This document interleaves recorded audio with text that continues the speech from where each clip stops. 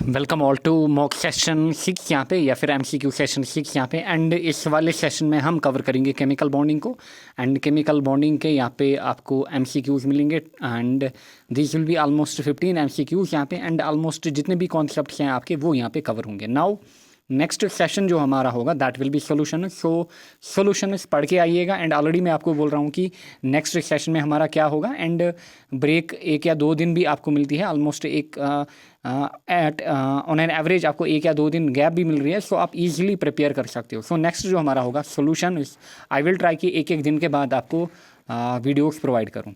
Now अगर आप नए हो चैनल पे, if you are someone new to the channel, आप प्ले लिस्ट में जाओ एंड प्ले लिस्ट में आप इस वाली प्ले लिस्ट को सर्च करो JKSSB फॉरेस्टर साइंस। इसमें आपको आपका कंटेंट मिलेगा। नाउ देखिए, strongest hydrogen bond is shown by. So आपको बताना है कि इनमें से कौन यहाँ पे स्ट्रॉन्गेस्ट हाइड्रोजन बॉन्ड शो करता है। वाटर, अमोनिया, वाटर देखिए वाटर आपका, या फिर अमोनिया आपका NH3, या फिर हाइड्रोजन फ्लोराइड, या फिर हाइड्रोजन सल्फाइड आपका। आपको बताना है कि इनमें से कौन यहाँ पे शो करता है strongest hydrogen bond. Now you all know that जब हमने हाइड्रोजन बॉन्डिंग पढ़ी थी अच्छे से, हमने देखा था हाइड्रोजन बॉन्डिंग क्या होती है, फिर हमने देखा इंटरमोलिकुलर क्या होती है, अच्छा इंट्रामोलिकुलर क्या होती है। एंड हाइड्रोजन बॉन्डिंग में आपने क्राइटेरिया देखा कि आपके पास इलेक्ट्रोनेगेटिव एलिमेंट होना चाहिए। एंड हमारे पास फोन जो होता है, फ्लोरीन, ऑक्सीजन, नाइट्रोजन, फ्लोरीन हमारे पास होता है मोस्ट इलेक्ट्रोनेगेटिव। एंड जिसके साथ दियर फोर फ्लोरीन होगा वो ज़्यादा हमारे पास स्ट्रॉन्गेस्ट होगा। दियर फोर यहाँ पे हाइड्रोजन फ्लोराइड जो हमारा है HF, it is the strongest hydrogen bond among these. So इनमें से ही आपको स्ट्रॉन्गेस्ट हाइड्रोजन बॉन्ड मिलेगा। सो बेसिकली आपको ये याद रखना है FON। Now intermolecular and intermolecular आपने देखा था कि ये अलग अलग जो हमारे पास कंपाउंड्स हैं उनके बीच होगा। इंट्रा मतलब एक ही कंपाउंड के विद इन होगा। फॉर एग्जांपल इंटर हमने देखा HF के मॉलिक्यूल्स के बीच, या फिर वाटर मॉलिक्यूल्स के बीच, या फिर अमोनिया मॉलिक्यूल्स के बीच हाइड्रोजन बॉन्डिंग, ये आएंगे किसमें, इंटरमोलिकुलर। इंट्रा की अगर हम बात करें, इंट्रा में होता है with in the molecule. For example हमारे पास सैलिसल्डिहाइड, फिनॉल रिंग के ऊपर CHO पढ़ा होगा आपने केमिस्ट्री में, ऑर्गेनिक में, ये हमारा सैलिसल्डिहाइड होता है। नाउ या फिर हमारा फिनॉल के ऊपर nitro group, this is orthonitrophenol, this is orthonitrophenol. So इस टाइप के कंपाउंड्स में आपको क्या मिलेगा, आपको इंट्रा मॉलिक्यूलर यानी कि विद इन दी मॉलिक्यूल आपको क्या मिलेगी, विद इन दी मॉलिक्यूल आपको यहाँ पे हाइड्रोजन बॉन्डिंग दिखेगी। इतना आपको ध्यान में रखना है। So next, which one shows maximum hydrogen bonding. आपको बताना है कि कौन सा यहाँ पे मैक्सिमम हाइड्रोजन बॉन्डिंग शो करा है। आपको कंफ्यूज नहीं होना है। यहाँ पे क्वेश्चन में पूछ रहा था स्ट्रॉन्गेस्ट हाइड्रोजन बॉन्डिंग, यहाँ पे बोल रहा है मैक्सिमम हाइड्रोजन बॉन्डिंग। आपको HF देख के टिक नहीं करना है। मैक्सिमम मतलब जिसमें ज़्यादा हाइड्रोजन बॉन्ड बनेंगे, एंड वो हमें वाटर में मिलते हैं। अगर आप देखोगे वाटर मॉलिक्यूल जो हमारे पास होता है, वाटर मॉलिक्यूल की अगर मैं बात करूं, HOH हमारे पास, इसमें बेसिकली एंड एट मैक्स कितने हो सकते हैं हाइड्रोजन बॉन्ड एक कंपाउंड में, कितना बना सकता है, 4। सो HF में हम जो H2O हमारे पास है, इसमें बेसिकली आपको 4 दिखते भी हैं। फॉर एग्जांपल यहाँ से मैं लाऊंगा कोई एक और वाटर मॉलिक्यूल, सो वो ऐसे यहाँ पे हाइड्रोजन बॉन्डिंग करेगा। यहाँ से फॉर एग्जांपल एक और मॉलिक्यूल वाटर का, सो ये ऐसे यहाँ पे बॉन्डिंग करेगा। सो देखिए 1, दिस इज सेकंड, या फिर ऐसे भी हमारे पास होगा HOH। सो देखिए यहाँ से हाइड्रोजन बॉन्डिंग, HOH, देखिए यहाँ से हाइड्रोजन बॉन्डिंग। सो देखिए 1, 2, 3 एंड 4, सो 4 हाइड्रोजन बॉन्ड्स यहाँ पे बन रहे हैं। So water is the correct option यहाँ पे। Next, which one of the following है shortest carbon carbon bond length. आपको किस अमंग द फॉलोइंग ऑप्शन या फिर कंपाउंड्स में shortest carbon carbon bond length मिलेगी। सो बॉन्ड लेंथ आपको सिंपली याद रखना है, जो हमारी बॉन्ड लेंथ होती है, बॉन्ड लेंथ पढ़ा है हमने, it is basically inversely proportional to S character. So जितना S कैरेक्टर ज़्यादा उतनी हमारे पास बॉन्ड लेंथ क्या होगी, उतनी हमारे पास बॉन्ड लेंथ कम होगी। नाउ देखिए, अगर हमारे पास कार्बन कार्बन सिंगल बॉन्ड है, कार्बन कार्बन डबल बॉन्ड है, कार्बन कार्बन ट्रिपल बॉन्ड है, जहाँ पे आपको कार्बन कार्बन सिंगल बॉन्ड दिखेगा, फॉर एग्जांपल आपका CH3, दिस इज आपका ईथेन यानी कि alkane, this is basically alkane ethane. Carbon carbon double bond, for example CH2, this is आपका ईथेन, बट कौन सा, अल्कीन। एंड ये आपका अल्काइन यानी कि ईथाइन, CH ट्रिपल बॉन्ड CH। देखिए अगर आप इसमें देखोगे, इसमें जो हाइब्रिडाइजेशन हमारे पास है अल्केन में, इट इज़ SP 3 हमारे पास जहाँ पे कार्बन कार्बन सिंगल बॉन्ड हो, जहाँ पे कार्बन कार्बन डबल बॉन्ड हो, हाइब्रिडाइजेशन sp2, जहाँ पे ट्रिपल बॉन्ड हो जहाँ पे ट्रिपल बॉन्ड हो वहाँ पे sp, सो sp3 sp2 sp। नाउ अगर आप देखोगे s कैरेक्टर, बताइए यहाँ पे percentage of s character, percentage s character बताइए कि किस में कितना परसेंटेज s कैरेक्टर है। अगर आप यहाँ पे देखोगे sp3, सो s का यहाँ पे कितना परसेंटेज रहेगा 25%, क्योंकि p3 s1, यहाँ पे sp3, सो s का यहाँ पे 33% क्राइटेरिया। या फिर यहाँ पे अगर आप देखोगे sp, s और p हैं, सो s का यहाँ पे कितना percentage, so it is 50%। So s का कैरेक्टर कितना 50, जितना s का कैरेक्टर ज़्यादा होगा उतनी बॉन्ड लेंथ कम होगी। देयरफॉर आप ऐसा भी बोल सकते हो, आप ऐसा भी बोल सकते हो, अगर हमारे पास sp3 हाइब्रिडाइजेशन है, इसमें ज़्यादा बॉन्ड लेंथ होगी, फिर sp2 में, फिर sp में, सो आप ऐसे भी बॉन्ड लेंथ को बता सकते हो। सो अल्केन्स में ज़्यादा बॉन्ड लेंथ, फिर अल्कीन्स में इनसे कम, अल्काइन्स में सबसे कम। सो शॉर्टेस्ट यहाँ पे अल्काइन्स में होगी। एंड बेंजीन आपका बेसिकली डबल बॉन्ड इसमें होता है, ईथेन में डबल बॉन्ड, ईथेन में सिंगल बॉन्ड, ईथाइन में आपका ट्रिपल बॉन्ड होता है। सो ईथाइन आपका करेक्ट रहेगा, समझ में आ रहा होगा। Which statement is not correct, इनमें से कौन सी स्टेटमेंट करेक्ट नहीं है, यानी कि इनकरेक्ट है। पहली statement, A sigma bond is weaker then A pi bond. So basically पहली ही स्टेटमेंट यहाँ पे क्या है, ये इनकरेक्ट है, क्योंकि एक सिग्मा बॉन्ड जो होता है it is stronger than pi bond. Sigma bond जो होता है it is stronger than pi bond से स्ट्रॉन्गर होता है। Then a sigma bond is stronger than pi bond, बिल्कुल सही। A double bond is stronger than a single bond, बिल्कुल double bond जो होता है वो सिंगल बॉन्ड से स्ट्रॉन्गर होता है। Double bond is shorter than single bond, बिल्कुल अभी हमने देखा यहाँ पे जो डबल बॉन्ड होता है वो शॉर्टर होता है किससे, सिंगल बॉन्ड से। सो ये स्टेटमेंट भी करेक्ट है, देयरफॉर ऑप्शन ए हमारा इनकरेक्ट है। Which of the following is a paramagnetic Cn negative, NO positive, CO negative, O2 negative. So देखिए पैरामैग्नेटिक निकालने के लिए मैंने आपको बॉन्ड ऑर्डर सिखाया था। देखिए बॉन्ड ऑर्डर मैंने आपको बोला था, एंड वहाँ पे मैंने आपको 2 ट्रिक सिखाई थी।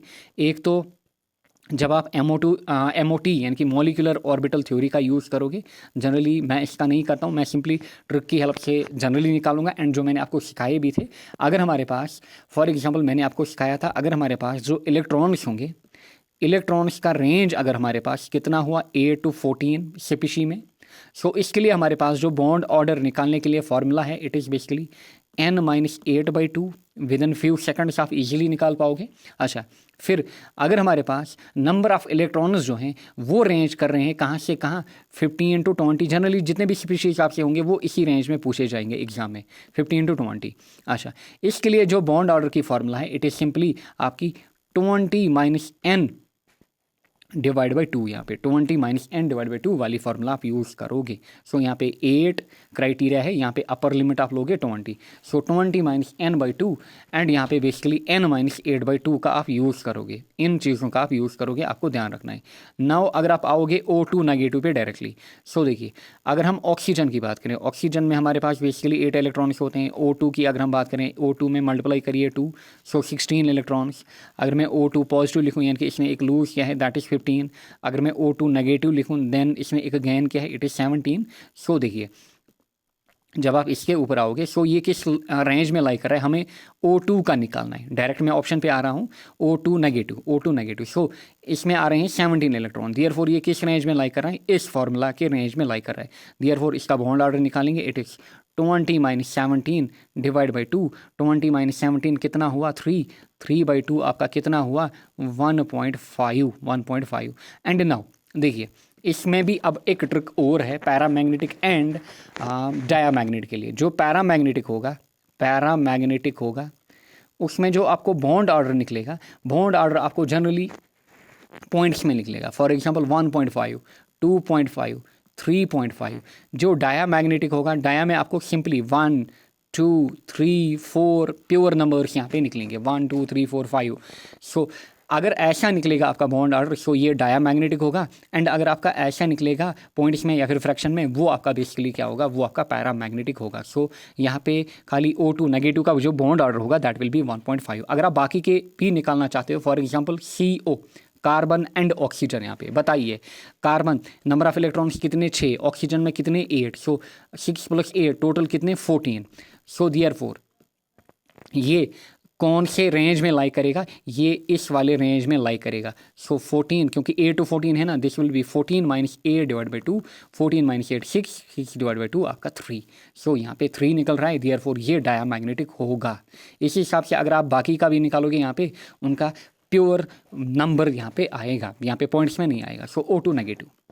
Next, bond order of 1.5 is shown bye, अभी हमने निकाला O2 negative, bond order O2 negative का अभी हमने निकाला कितना, 1.5। फॉर एग्जांपल अगर आपको O2 पॉजिटिव का निकालना होता, O2 पॉजिटिव अभी मैंने आपको दिखाया, O2 पॉजिटिव बताइए, यहाँ पे मैंने O2 दिखाया आपको, किधर गया, देखिए O2 पॉजिटिव में कितने इलेक्ट्रॉन्स होंगे, 15। सो किस रेंज में लाई कर रहा है, 15 to 20। सो निकालिए, that will B 20 minus 15 divide by 2, 20 minus 15 कितने होंगे, 5, 5 डिवाइड बाई 2 कितना हो गया, 2.5। सो इस केस में जो आपका O2 पॉजिटिव होगा इसका 2.5 बॉन्ड ऑर्डर निकल के आएगा। एंड इसी हिसाब से आप बाकी का भी यहाँ पे निकाल सकते हो, समझ में आया होगा। नाउ बॉन्ड ऑर्डर क्यों इंपॉर्टेंट है, बॉन्ड ऑर्डर से आप बाकी जो प्रॉपर्टीज़ हैं उनको कारस्पॉन्ड कर सकते हो। फॉर एग्जांपल अगर बॉन्ड ऑर्डर ज़्यादा, उसका मतलब bond length inverse. So bond length and bond order आपस में क्या है, इन्वर्सली प्रोपोर्शनल। बॉन्ड ऑर्डर ज़्यादा, रिएक्टिविटी कम, सो ये भी इन्वर्सली प्रोपोर्शनल है। बॉन्ड ऑर्डर ज़्यादा, इसका मतलब बॉन्ड स्ट्रेंथ ज़्यादा होगी, जितना बॉन्ड ऑर्डर ज़्यादा स्ट्रेंथ ज़्यादा होगी, या फिर बॉन्ड डेसोसिएशन एनर्जी ज़्यादा होगी, या फिर स्टेबिलिटी ज़्यादा होगी। स्टेबिलिटी वाला ऑर्डर भी दिया जाता है, बताइए for example O2 negative, O2 या फिर O2 पॉजिटिव, बताइए इनका स्टेबिलिटी ऑर्डर क्या बनेगा। सिंपली आपको बॉन्ड ऑर्डर निकालना है, जिसका बॉन्ड ऑर्डर ज़्यादा वो ज़्यादा स्टेबल होगा। सो ये कुछ इंपॉर्टेंट प्रॉपर्टीज़ हैं जो कि हम कॉरस्पॉन्ड करते हैं कहाँ से, बॉन्ड ऑर्डर से। सो बॉन्ड ऑर्डर इसलिए इंपॉर्टेंट है, आपको देखिए 1 2 3 4 5 अलग अलग 5 प्रॉपर्टीज़ आप निकाल सकते हो, समझ में आ रहा होगा। The correct geometry and hybridization for XeF4 यानी कि जीनॉन टेट्राफ्लोराइड। सो आपको बताना है कि करेक्ट जियोमेट्री एंड हाइब्रिडाइजेशन क्या होगी। सिंपली आप कहाँ से निकालोगे, हाइब्रिडाइजेशन वाली फार्मूला से, दैट इज़ 1/2 ऑफ आपका वैलेंस इलेक्ट्रॉन प्लस यहाँ पे monovalent atom minus charge on cation plus charge on anion. So simply आप निकालोगे, देखिए XeF4, so 1/2 of valence electron कितने होते हैं जीनॉन में, 8।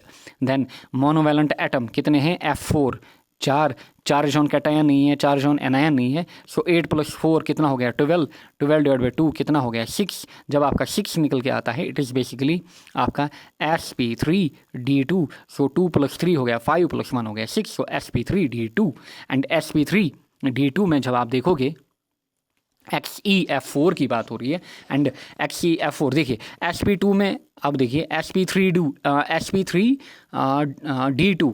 नाउ यहाँ पे बेसिकली दो चीज़ें हमारे पास आती हैं, हमारे पास बेसिकली दो चीज़ें यहाँ पे आती हैं। एक तो हमारे पास या तो ऑक्टाहेड्रल होगी या तो स्क्वायर प्लेनर होगी, या तो ऑक्टाहेड्रल होगी या तो स्क्वायर प्लेनर होगी। अगर लोन पेयर्स होंगे तब स्क्वायर प्लेनर होगी। एंड XeF4 की अगर हम बात करें, बेसिकली अगर आप देखोगे XeF4, इसमें जो Xe हमारे पास होता है, इसमें आपको 2L यानी कि 2 लोन पेयर्स मिलेंगे, देयरफॉर ये हमारा स्क्वायर प्लेनर होगा। एंड sp3d2 हमारे पास शेप होगी। Next, in which of the following pair both species है sp3 हाइब्रिडाइजेशन, कहाँ पे आपको दोनों स्पीशीज़ में sp3 हाइब्रिडाइजेशन मिल रही है। आप ऑप्शन वाइज भी जा सकते हो यहाँ पे, and I will go direct option यहाँ पे।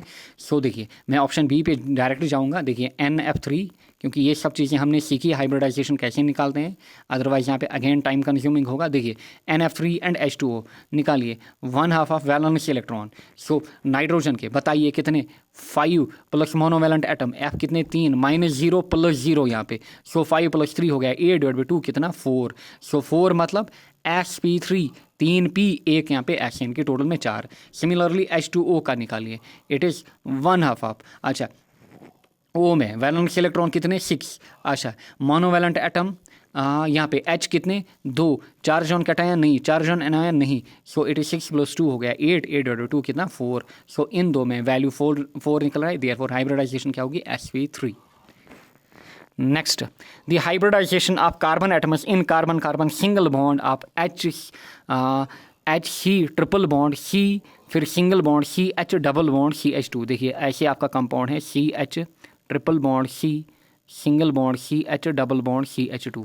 सो सिंपल सी बात है, जहाँ पे कार्बन कार्बन सिंगल बॉन्ड, जहाँ पे कार्बन कार्बन डबल बॉन्ड, जहाँ पे कार्बन कार्बन ट्रिपल बॉन्ड होता क्या है, जहाँ पे सिंगल बॉन्ड वहाँ पे sp3, जहाँ पे डबल बॉन्ड वहाँ पे sp2, जहाँ पे ट्रिपल बॉन्ड वहाँ पे sp। सो देखिए यहाँ पे अगर आप आओगे डायरेक्टली ये क्या बोल रहा है आपको कि कार्बन कार्बन सिंगल बॉन्ड के बीच, सो इन दोनों के बीच यहाँ पे double bond, so basically sp2, ये sp2, इनके बीच सिंगल बॉन्ड, सो देयरफॉर अगर आप देखोगे, बट यहाँ से भी आपको देखना है क्योंकि यहाँ से ट्रिपल बॉन्ड लिंक्ड है, दिस इज sp, ये भी sp होगा, सो sp एंड sp2। ऐसा नहीं कि आप क्या करोगे, आप डायरेक्टली यहाँ पे लोगे sp3, कार्बन कार्बन के बीच यहाँ पे कार्बन कार्बन सिंगल बॉन्ड जहाँ पे आपको दिखे वहाँ पे sp3, नहीं, आपको ध्यान देना है कि यहाँ से अगर ट्रिपल बॉन्ड आ रहा है, कार्बन कार्बन ट्रिपल बॉन्ड, सो ये भी sp होगा, ये भी sp होगा, फिर बीच वाले को आप पहले छोड़िए, फिर यहाँ से अगर डबल बॉन्ड आ रहा है, सो ये भी sp2, ये भी sp2, सो ऐसे आप निकालते हो। सो अल्टीमेटली ये यहाँ से क्या निकला, sp and sp2, so direct आपका ऑप्शन सी यहाँ पे होगा। Next, intermolecular hydrogen bonding exists in orthonitrophenol, orthochlorophenol, water. Now अगर आप देखोगे आपके पास क्या है, आपके पास यहाँ पे है फिनॉल, फिनॉल के ऊपर आपके पास क्या है, NO2, सो N यहाँ पे FON, N आपके पास क्या है, इलेक्ट्रोनेगेटिव, सो इलेक्ट्रोनेगेटिव एटम, ये बेसिकली H के साथ बॉन्डिंग करेगा, सो H एंड N यहाँ पे बॉन्डिंग करेंगे, सो देयरफॉर यहाँ पे ऑर्थोनाइट्रोफिनॉल हमारा करेक्ट ऑप्शन रहेगा, orthonitrophenol. Identify the molecule that has zero dipole moment, zero dipole moment आपको ढूंढना है यहाँ पे, CH3 Cl CH3 CH2 Cl2 CCl4। सो जहाँ पे बेसिकली डाइपोल मोमेंट के लिए आपको जीरो डाइपोल मोमेंट के लिए आपको ध्यान रखना है, जो नंबर ऑफ लोन पेयर होंगे, लोन पेयर जीरो होंगे, सो CCl4 पे डायरेक्ट आइए। CCl4 अगर आप देखोगे कार्बन यहाँ से Cl, यहाँ से Cl, यहाँ से Cl, यहाँ से Cl, सो बेसिकली इसमें आपको कोई भी लोन पेयर नहीं दिखेगा, देयरफॉर CCl4 में जीरो डाइपोल मोमेंट होगा। The nature of bond in diamond is ionic metallic covalent coordinate bond. So जो डायमंड हमारे पास होता है, डायमंड में बेसिकली आपका कार्बन होता है, क्योंकि diamond is the allotropy of carbon, class 10th में ही आप पढ़ते हो। डायमंड में जो हमारे पास क्या होता है, ये हमारे पास बेसिकली एलोट्रोपी ऑफ कार्बन होती है, देयरफॉर इसमें जो बॉन्ड होगा दैट विल बी कोवलेंट, क्योंकि कार्बन हमारे पास टेट्रा कोवलेंट होता है। Next, the predominant intermolecular forces in HF is, so HF में कौन से मॉलिक्यूलर फोर्सेस यहाँ पे प्रीडोमिनेंट होते हैं, dipole, induced dipole, hydrogen bonding, dispersion interaction, dipole dipole, so it is basically hydrogen bonding. In compound X, all the bond angles are exactly 109 degree 28 minute. X is, so basically जो हमारे पास sp3 sp2 sp hybridisation अगर आपने पढ़ा होगा, sp3 में अगर हम बात करें बेसिकली ऑलमोस्ट हमारा जो एंगल होता है, अगर हम एंगल की बात करें हमारे पास इट इज़ 109.5 या फिर 109 डिग्री टू 28 डिग्री आप बोल सकते हो, 109.5 डिग्री। sp2 की अगर मैं बात करूं इट इज़ 120 डिग्री, sp की अगर मैं बात करूं इट इज़ 180, एंड sp में बेसिकली जो हमारे पास शेप होती है इट इज़ लीनियर, यहाँ पे लीनियर। sp2 में आप पढ़ते हो ट्राइगनल प्लेनर, ट्राइगनल प्लेनर अगर लोन पेयर होगा फिर यहाँ पे वी शेप भी हो सकती है अगर एक लोन पेयर हुआ। यहाँ पे sp3 में जनरली क्या होती है, टेट्राहेड्रल शेप, अगर एक लोन पेयर हुआ तब पैरामिडल भी होती है। सो ये चीज़ें भी आप देख सकते हो। सो अगर आप यहाँ से देखोगे बेसिकली आपको ढूंढना है कि यहाँ पे किसमें बेसिकली sp3 हाइब्रिडाइजेशन होगी। सो अगर आप जाओगे CCl4 पे, कार्बन टेट्राक्लोराइड CCl4, इसमें बेसिकली हमारे पास sp3 हाइब्रिडाइजेशन होती है, देयरफॉर एंगल ऑलमोस्ट यहाँ पे 109.5 डिग्री होगा। Next and last question here, in which of the following pair the two species are isostructural. जैसे हमने आइसोमर्स पढ़े हैं, आइसोबार्स पढ़े हैं, आइसोसिस्टर्स पढ़े हैं, सो ऐसे ही हमारे पास आइसोस्ट्रक्चरल स्पीशीज़ वो होते हैं जिनमें आपको जो हाइब्रिडाइजेशन होती है वो इक्वल दिखती है, जहाँ पे आपकी हाइब्रिडाइजेशन क्या हो, जहाँ पे आपकी हाइब्रिडाइजेशन बिल्कुल इक्वल हो। सो इस टाइप की स्पीशीज़ को हम क्या बोलते हैं, या फिर सेम हो, आइसोस्ट्रक्चरल। सो अगर आप डायरेक्ट ऑप्शन पे हम जाएंगे, देखिए हमारे पास इस ऑप्शन पे मैं आता हूँ, अदरवाइज ये थोड़ा टाइम कंज्यूमिंग होता है। सो BRO BrO3 नेगेटिव, सो BrO3 नेगेटिव। ना ब्रोमीन हमारे पास, ब्रोमीन की अगर मैं बात करूँ, ब्रोमीन में हमारे पास जो नंबर ऑफ वैलेंस इलेक्ट्रॉन्स होते हैं they are 7, like chlorine fluorine में होते हैं, सेम ब्रोमीन में भी होते हैं। फिर यहाँ पे valence electron plus monovalent atom, oxygen हमारे पास डाइवैलेंट, देयरफॉर 0। फिर माइनस चार्ज ऑन कैटायन, क्या यहाँ पे पॉजिटिव चार्ज है? नहीं, माइनस चार्ज ऑन कैटायन। फिर plus charge on anion, anion पे चार्ज कितनी? -1, यहाँ पे -1 है, सो यहाँ पे हमारा +1 आएगा। ध्यान दीजिए फॉर्मूला क्या है, 1/2 of valence electron plus monovalent atom minus charge on cation plus charge on anion. Negative वाली चार्ज आपको फॉर्मूला में एड अप करनी है, कंफ्यूज नहीं होना है। सो 7 + 1 हो गया 8, 8/2 कितना? 8/2 4, देयरफॉर हाइब्रिडाइजेशन क्या होगी? sp3। नाउ XeO3 पे आइए, XeO3 पे आइए। नाउ ज़ीनॉन, सो ज़ीनॉन में हमारे पास वैलेंस इलेक्ट्रॉन्स कितने होते हैं? बेसिकली 8। अच्छा, फिर नंबर ऑफ मोनोवैलेंट एटम 0, क्योंकि ऑक्सीजन होता है। Divalent atom minus charge on cation कुछ नहीं, प्लस चार्ज ऑन कुछ नहीं, 8/2 कितना? 4। सो अगेन sp3, देयरफॉर ये दोनों क्या होंगे? ये दोनों यहाँ पे आइसोस्ट्रक्चरल होंगे। सो इस हिसाब से आपको प्रैक्टिस करनी है एंड इसी टाइप के क्वेश्चन आपको लगाने हैं। अगर if the paper level increase in your exam, that will be like this, इसी टाइप के क्वेश्चन होंगे, इससे ज़्यादा हार्ड नहीं होंगे। And also in the comment section you tell your score कि आपका कितना स्कोर आ रहा है, ताकि आपको भी आइडिया मिले कि आपकी प्रिपरेशन लेवल कैसी चल रही है। सो नेक्स्ट जो हमारा सेशन होगा that will be related to basically solution, so you have to revise solutions properly, then solutions के बाद chemical kinetics वगैरह वो सब चीज़ें होंगी, electrochemistry, then we will get to inorganic, organic, then 9/10 portion इसी में पूरा सारा कवर होगा। so thank you all।